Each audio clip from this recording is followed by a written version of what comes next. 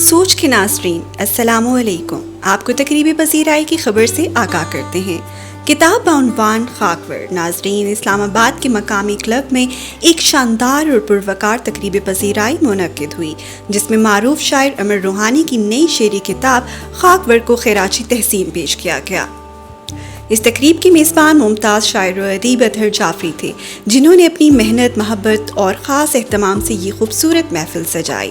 نظامت کے فرائض نہایت شائستگی کے ساتھ رحمان حفیظ نے انجام دیے، جبکہ صدارت علمی و ادبی دنیا کی ممتاز شخصیت ڈاکٹر وحید احمد نے کی۔ مہمانان خاص میں افضل خان اور فرح رضوی شامل تھے۔ گفتگو کے سلسلے میں رحمان حفیظ، عابد سیال، ارشد محمود اور محمد اکبر نیازی نے کتاب خاکور کے حوالے سے اپنے خیالات پیش کیے۔ مقررین نے کہا کہ امر روحانی کی شاعری عشق، خودی اور آگہی کا ایسا شعری سفر ہے جو اردو غزل کی روایت کو ایک نئی تازگی اور فکری وسعت عطا کرتا ہے۔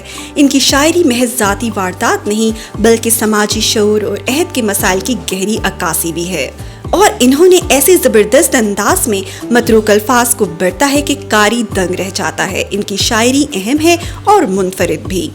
صدر محفل ڈاکٹر وحید احمد نے اپنی اختتامی کلمات میں کہا کہ امر روحانی کی کتاب خاکور اردو غزل کی روایت میں ایک نمایاں سنگ میل ثابت ہوگی۔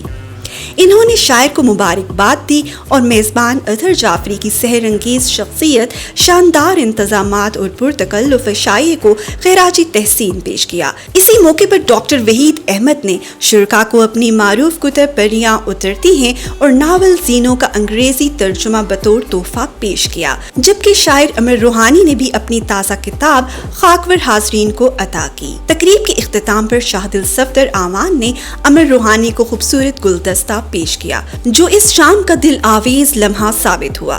آخر میں میزبان اطہر جعفری صاحب کی جانب سے پرتکلف شاعری کا اہتمام کیا گیا، جس نے محفل کو مزید یادگار بنا دیا۔